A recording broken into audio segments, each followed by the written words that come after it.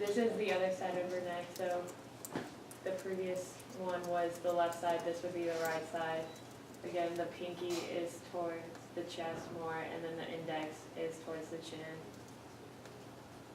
Oops, that was not right. This is just another picture. These are Annie's measurements that we used with the Surf Wiggett online measuring tool. Towards the furthest column towards the right is like the average of all the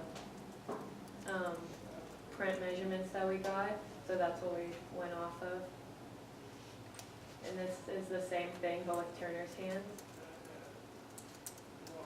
And then this is the measurements of the prints that were found on Sabrina's neck. So on the furthest column to the right, the averages are like 0.45, 0.5, all around there. And you can see that Annie's would match closest to that, with her averages being 5.54, 5.3, and then Turner's are much bigger with 0.97, 1.102,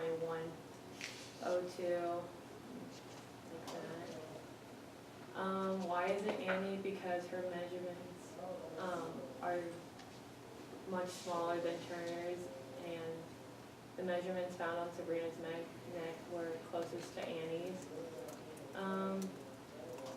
We did see that Annie's prints are wider.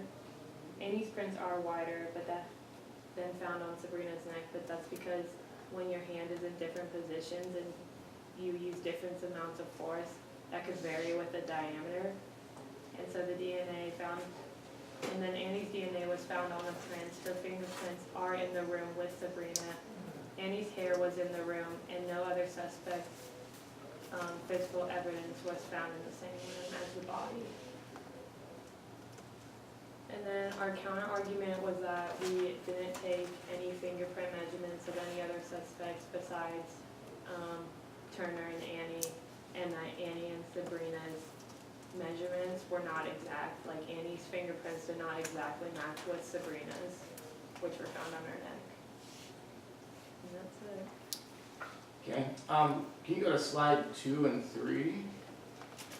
Just either one's fine. Is it good? With the lines on it. Okay. Did you guys measure up, down, or was it side to side that you measured? Up, down. Okay.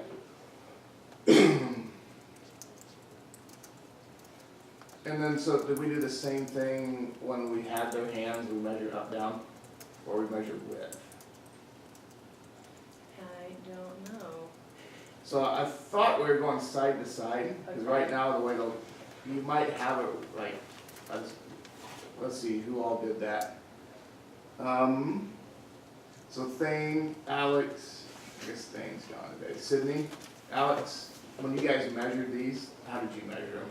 We did side to side. Okay, so we just need to take these lines that are here Okay. and just translate them, I think, that's what we do.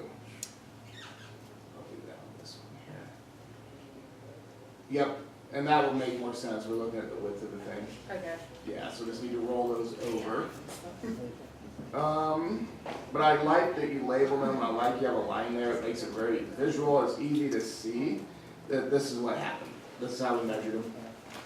And then the other thing maybe to mention here too is we went ahead and had 4 different people measure them, and then we calculated an average. And then we might make just a statement on how consistent they are, which is the standard deviation, which I think is calculated somewhere on these. It's not really shown in here, but I think on the table it's there. You guys remember seeing a standard deviation? Yeah. Okay. All the standard deviation does is show the error in the measurement, or maybe it's more the variability of the measurement, not necessarily the error. It is an error, but if you say that, that sounds bad. We're just looking at the variability, how variable these numbers are. So we had 4 different people measure them, we got an average, and then we went from there. And just looking across the board, your numbers are very consistent, so that's good. So with 4 different people measuring them, we've got decent standard deviations on there. You're pretty confident these things are right. So yeah, that'd be my thing. Let's talk about the standard deviation a little bit. Just talking about here, we had 4 people measure them. The average was this, plus or minus whatever that standard deviation is.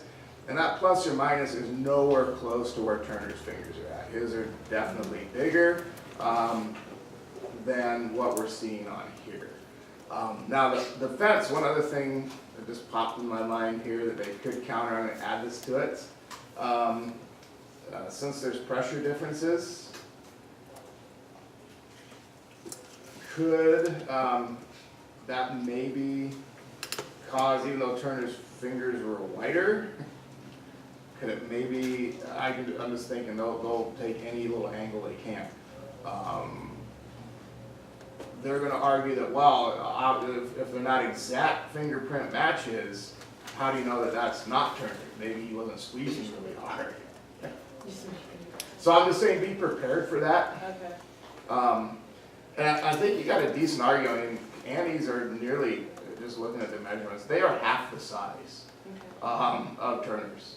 And the fingerprints match much better on the neck right here. If they're like, well, maybe Turner wasn't squeezing really hard, then I think a good counter argument is, well, if he wasn't squeezing really hard, it's kind of strange that bruises appeared, don't you think? Yeah. Counselor? So you can throw it back at him a little bit. I guess you can't do that, but the lawyers can. If you start back talking the lawyer, they'll ask the judge to stop you, and usually the judge will stop you. But. They'll be content. Yep, exactly. Yep, it's the lawyer's job. The judge is supposed to keep control of the court. A few years ago, we had Colin, that didn't happen. But.